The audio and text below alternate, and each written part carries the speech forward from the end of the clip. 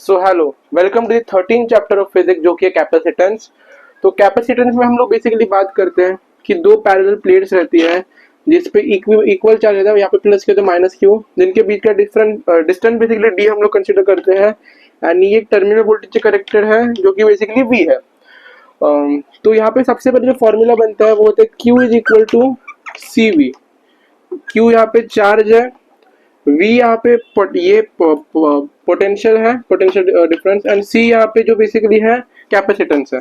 इसका अच्छे से लिख देता हूँ तो बोल लिख Q is equal to C V, जहाँ पे C की वैल्यू जो रहती है is equal to epsilon not A by D. ये एयर या वैक्यूम के केस में, अगर वही कुछ मीडियम के केस में रहेगा तो ये बन जाता है K epsilon not A by D.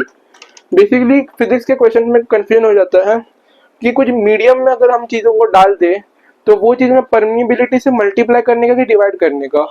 तो सिंपल इसका एक ट्रिक है। तो देखिए हमने इलेक्ट्रोस्टैटिक फोर्स देखा था 1/4 epsilon not Q1 Q2 by R square. यहाँ पे हम लोग देख रहे हैं C is equal to K epsilon not A by D.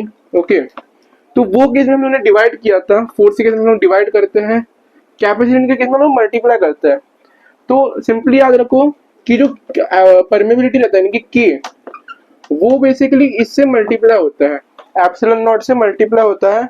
अभी वो न्यूमरेटर में तो न्यूमरेटर से मल्टीप्लाई होगा, डिनोमिनेटर में तो डिनोमिनेटर से मल्टीप्लाई होगा। तो इस तरीके से आप याद रख सकते हो। फिर उसके बाद हम लोग बात करते हैं अबाउट इलेक्ट्रिक फील्ड।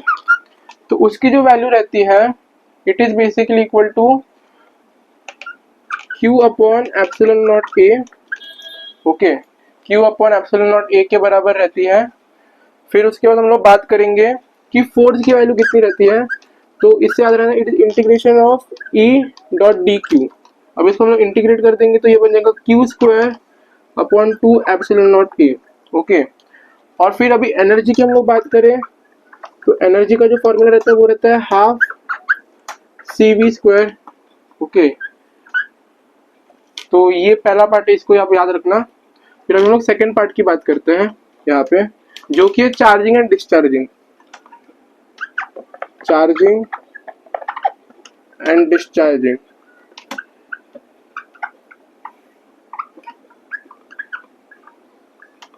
तो चार्जिंग एंड डिस्चार्जिंग की बात करते हैं। तो Q जो रहता है it is equal to, charging के केस में, ये चार्जिंग के लिए है, Q1 minus epsilon not minus T by tau. ठीक है, यहाँ पे T बेसिकली टाइम है और टाउ की वैल्यू जो रहती है वो रहती है R इंटू सी, यानी कि रेजिस्टेंस इंटू कैपेसिटेंस। और हम इसमें और एक चीज बात करें कि मेन चीज याद क्या रखनी है, तो देखिए ये कैपेसिटेंस कनेक्टेड है। ओके, कैपेसिटेंस कनेक्टेड है। अभी टाइम जीरो की हम लोग बात कर रहे हैं, T is equal to zero की हम लोग बात कर रहे हैं। तो T is equal to zero पे कैपेसिटेंस एक वायर की तरह काम करेगा और ओम्स लॉ लगेगा, नॉर्मल वायर की तरह काम करेगा और ओम्स लॉ लगेगा, यानी कि basically V is equal to IR। लेकिन वही अगर टाइम इन्फिनिटी की बात करते हैं तो वो केस में कैपेसिटेंस जो रहता है, ये कैपेसिटेंस है और ये वोल्टेज है। ओके,